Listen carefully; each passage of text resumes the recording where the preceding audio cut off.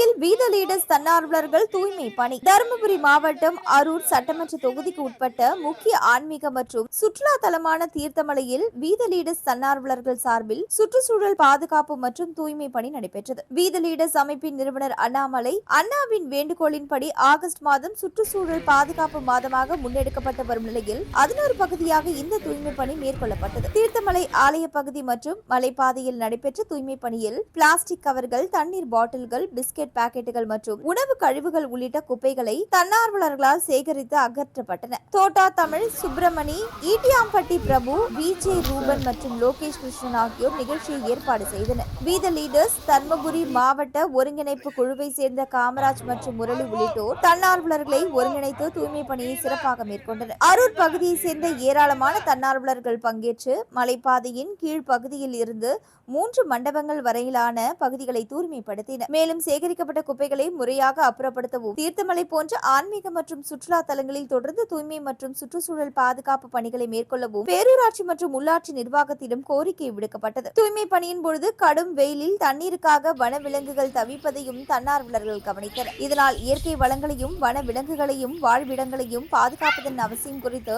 விழிப்புணர்வு ஏற்படுத்தப்பட்டது. குப்பையை வீசாமல் இருப்போம்,